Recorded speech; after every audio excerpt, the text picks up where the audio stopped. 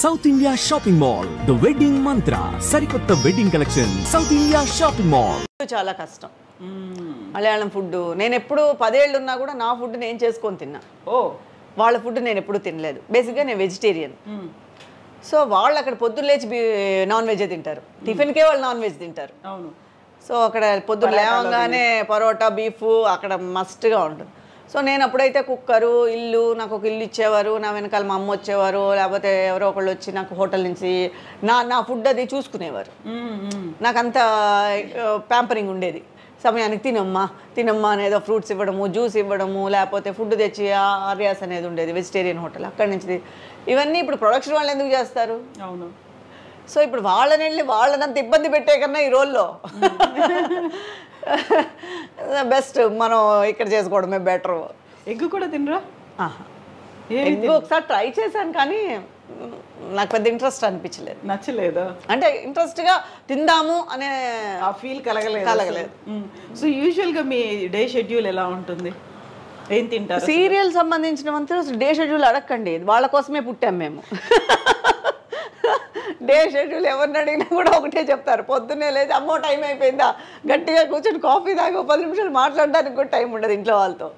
పొద్దున్న లేవగానే ఇంకా అసలు మా ఫుడ్ మేము చేసుకొని వెళ్తున్నప్పుడు అయితే ఇంకా మరీ కుకింగ్ మేమే చేసుకొని ఏదో ఒక ఫుడ్, ఎందుకంటే డైలీ ప్రొడక్షన్ ఫుడ్ ఎలా తినగలుగుతారు? తినలేరు. బాడీ ఇప్పుడు మనకి మెటబాలిజంగా బాడీ మారిపోయినా కూడా ఫుడ్ వల్ల మారిపోతుంది అని దాని మీద వేసేస్తాం. ట్రూ. సో ఒకవేళ అక్కడ మనకు ఫుడ్ పడలేదు, ఒకప్పుడు పడిన ఫుడ్డే, ఒకప్పుడే తిన్న ఫుడ్డే ఇప్పుడు మనకు పడట్లేదు, ఎందుకంటే మన కండిషన్స్ మారిపోయాయి కాబట్టి. అందుకని పొద్దున్న లేచి పిల్లల్లాగా వంట వండుకొని క్యారియర్ కట్టుకొని పొద్దున్న 7:30కంతా ఇక్కడ బయలుదేరితే అక్కడ 8:30కంతా షార్ట్ తీయాలని వాళ్ళు ప్రెషర్గా ఫీల్ అవుతూ ఉంటే మేము గబగబా రెడీ అయ్యి ఆల్మోస్ట్ ఇంకా రాత్రి అమ్మయ్య వదిలేరా అనేటట్టు వరకు వాళ్ళ ముందే కూర్చొని వాళ్ళ అంతే రొటీన్ లైఫ్ అదే. ఎప్పుడైనా అనుకుంటా ఒక 10 రోజులు వెకేషన్స్ ప్లాన్ చేయాలి, అక్కడికి వెళ్ళాలి ఇక్కడికి వెళ్ళాలి అని. ఇప్పుడు కూడా అమెరికా వెళ్దామని ప్లానింగ్లో ఉన్నాము, కానీ వదలట్లేదా?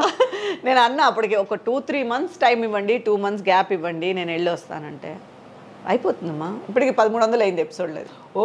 సో అయిపోతుందమ్మా, చూద్దాము, అయిపోగానే ప్లాన్ చేయండి. 1300 అంటే 3 ఏళ్ల నుంచి కంటిన్యూ అవుతుంది. 4 ఏళ్ళు అయిపోయింది. సో చూద్దామమ్మా, జస్ట్ ఇప్పుడైతే కొంచెం కష్టము, ఎందుకంటే కథ మీ మీదే పోతుంది. వాళ్ళు మనం లేదా కథే లేనట్టుగా వాళ్ళు మనకు చెప్తారు. సో టోటల్గా మీ మీదే పోతుంది కదా, అందుకని ఇప్పుడు నిజం కూడా యాక్చువల్గా అది ఫ్యామిలీ సబ్జెక్ట్ అనమాట. టోటల్గా మదర్ ఉండాలి, ఇంటికి పెద్ద దిక్కు మదరే. ఇంటి మదర్ లేకపోతే ప్రతిరోజు కనిపించాల్సిందే. మెయిన్ ఇంట్లో మదర్ లేకపోతే అంతా చిన్న చిన్న పిల్లలుగా ఉంటారు, అంటే ఒక ఫుల్ఫిల్నెస్ ఉండదు ఫ్యామిలీ. అందుకని సరే ఇంకా తప్పదని చెప్పి ఇది అయిన తర్వాత ప్లాన్ చేద్దామని అనుకుంటూ ఉన్నాం. సో ఎక్సర్సైజెస్, వాకింగ్లో, జిమ్. వాకింగ్ ఏటికి ఎదురు చేసినట్టుగా చేస్తూ ఉంటాం, నెలకు చెయ్యాలి అని. చెయ్యాలి అనుకునే లోపు కొన్ని రోజులు మిస్ అయిపోతుంది, కానీ స్ట్రిక్ట్గా చేసేవాళ్ళు కూడా ఉన్నారండి. నేను అందులో సోంబేరి, మనం కొంచెం అంత సిన్సియర్ కాదు, కానీ సిన్సియర్గా చేసేవాళ్ళు కూడా ఉన్నారు. కొంతమంది ఆర్టిస్టులు 4ంటికి లేచిపోయి కష్టపడి, మరి అంత కష్టం చేయలేను నేను. డే అంతా అక్కడే గడిచిపోవాలి, పడుకోవాలేమో. మనకు నిద్ర ముఖ్యం అని చెప్పి 6ంటికి 5:30కి కానీ 5ంటికి కానీ తక్కువగా లేవం. లేచిన వెంటనే మనకి అయ్యో క్యారియర్ ఫుడ్ లేకపోతే కష్టం, అక్కడ ఫుడ్ చేసుకోవాలి ముందని ఫుడ్, అలా అలా అలా అలా అలా ఎక్కడ ఎస్కేప్ అయిపోతాం, ఎక్సర్సైజ్ దగ్గర ఎస్కేప్ అయిపోతాం. అంతే, అదొకటి మైనస్. న్యాయం మనమే చెప్పుకుంటాం, అయ్యో అందుకని చేయలేదు, లేకపోతే నువ్వు చాలా సిన్సియర్ చేసేసి ఉంటావు. అవును, వచ్చేసరికి లేట్ నైట్ అయిపోతుంది, చాలా అస్సలు కాళ్ళు నొప్పులు. ఈ మధ్య అయితే అసలు కాళ్ళు నొప్పులు ఎక్కువ అయిపోతున్నాయి అని చెప్పేసి పడుకోవడం.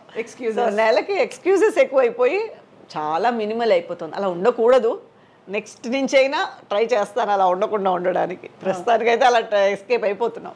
ఇంకో సీరియల్లో మదర్ రోల్ రాకుండా ఉంటే ఇంకోటి ఏదైనా నేను అలాగే అనుకుంటాను. ఇది అయిపోయిన తర్వాత మనకని ఒక 15 days పెట్టుకుందాం, మనం టైం టేబుల్ కరెక్ట్గా, మన ఎక్సర్సైజ్ కరెక్ట్గా మనం చేద్దాం అనుకునేసరికి ఎవరో ఒకళ్ళు కథ చెప్తారు, బాగుంటుందని మీరే చేయాలని. కదా, మనమే చేస్తే బాగుంటుంది కదా, సరే అయితే ఇది చేద్దాం అది చేద్దాం, ఎక్సర్సైజ్ చేసి అది కరెక్ట్గా చేసేద్దాం అని షాపింగ్కి వెళ్ళి 4 టీ-షర్ట్లు, 4 పైజామాలు, షూస్ అన్నీ కొని పెట్టుకోవడంతో కరెక్ట్గా ఉంటుంది. ఆ తర్వాత రేపటి నుంచి ఇంకా రేపు రావట్లేదు. న్యూ ఇయర్ రిజల్యూషన్స్ పెట్టుకున్నట్టు అన్నీ అలా ఉందన్నమాట. అన్నీ అలా చూస్తూ ఉంటాయి నన్ను అల్మార్లోంచి అన్నీ. ఎప్పుడు వస్తావు, ఎప్పుడు వెళ్తావు, ఇంకా నువ్వు చెప్పుకుంటున్నావా అని తిడతారు చాలా మంది. ఏంటి నువ్వు అసలు మెయింటైన్ చేయట్లేదు, అందుకే చూడు నీకు మదర్ రోల్ వచ్చేసింది, నీ ఏజ్ వాళ్ళు ఇంకా నువ్వు హీరోయిన్గానే చేస్తున్నారు, నువ్వు అసలు మెయింటైన్ చేయవు అది ఇది అని. మనకి ఎక్కడ ఏం రాసి ఉంటే అది వస్తుంది అని చెప్పేసి మనం కానీ మెయింటైన్ చేయాలి. యాజ్ ఏ ఆర్టిస్ట్గా అవన్నీ మెయింటైన్. ఇప్పుడు ఆర్టిస్ట్ కాకపోయినా కూడా మెయింటైన్ చేయాలి. నాలాగా ఎవరు ఉండకూడదు, బాగా చేసుకోవాలి అందరూ. ఇన్నేళ్లలో 25 ఏళ్లలో మీరు సంపాదించిన ఆస్తులు ఎక్కువ, మీ హస్బెండ్ ఆస్తులు ఎక్కువ అంటే ఏం చెప్తారు?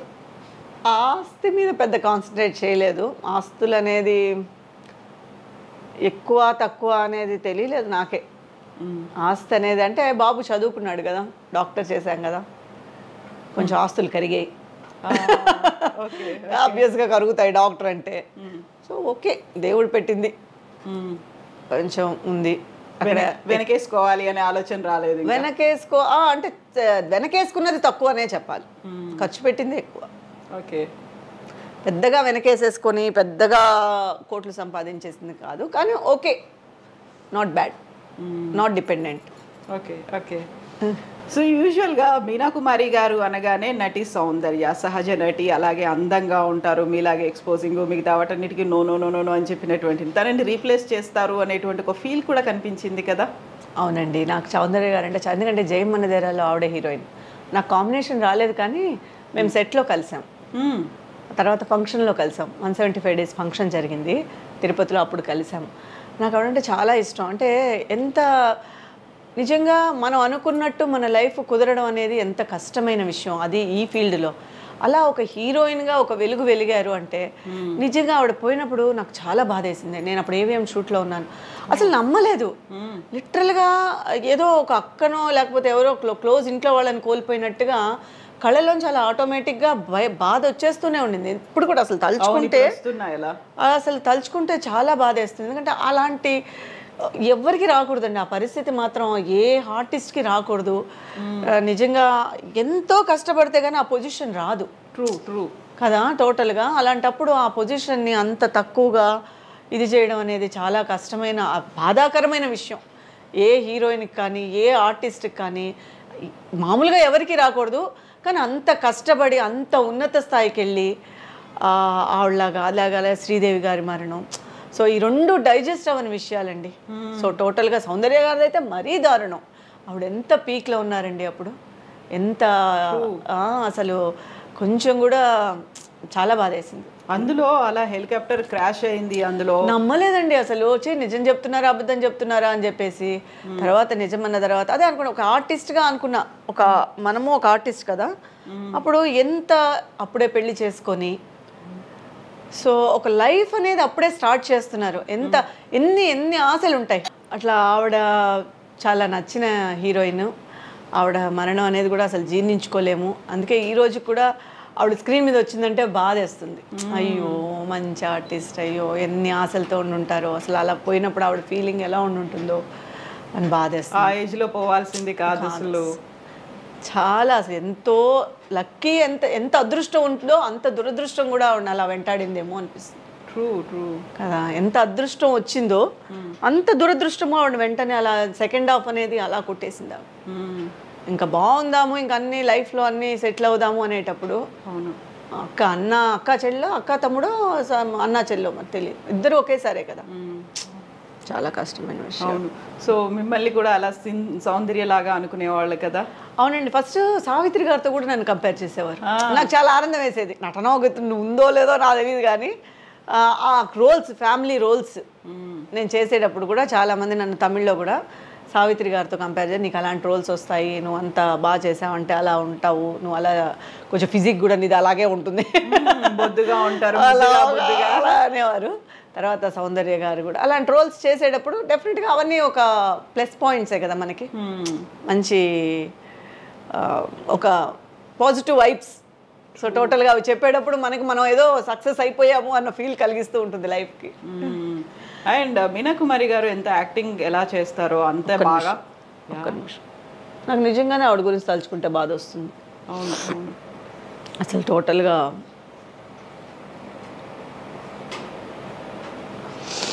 సారీ, ఇన్నేళ్ళు అయింది దూరం అయిపోయి, అయినప్పటికీ కూడా ఆల్మోస్ట్ ఒక 21 years అవుతున్నట్టుంది తను మనకు దూరం. అదే యాజ్ ఆర్టిస్ట్గా ఆలోచిస్తున్నప్పుడు ఏదో ఒక ప్రేక్షకురాలుగానో హీరోయిన్గానో మరి నాకు తెలియదు, కానీ అది ఎందుకో చాలా ఎమోషన్ అయిపోతాం. అలా ఆ సిచ్యువేషన్ ఒక ఆర్టిస్ట్కి వచ్చింది అంటే.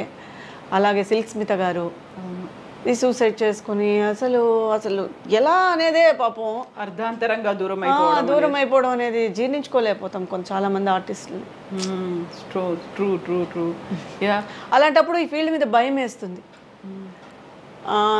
ఏంటి ఈ ఫీల్డ్ అలా ఎంత మనకి స్టార్డమ్ ఇస్తుందో అంతకంత కిందకి తోసేస్తుందామని. మనం అప్పుడు నార్మల్ లైఫ్ జీవించడం బెటర్ కదా దీనికన్నా, ఈ స్టార్డమ్ ఎందుకు, ఇలా కిందకు తోసేయడం ఎందుకు అని ఒక్కొక్కసారి చాలాసార్లు అనిపించింది కూడా. మనం ఎలా ఉంటాము, మన ఫ్యూచర్ ఎలా ఉంటుంది, ఏమవుతుంది, అలా ఉండకూడదు, సరే చూద్దాము, ఎలా మనకి ఏది రాసిందో తెలియదు కదా అని అలాంటివన్నీ విన్నప్పుడు ఒకలాగా ఒళ్ళు గగురు పొడుస్తుంది. అయ్యో ఈ ఫీల్డ్ మీద భయం వేస్తుంది.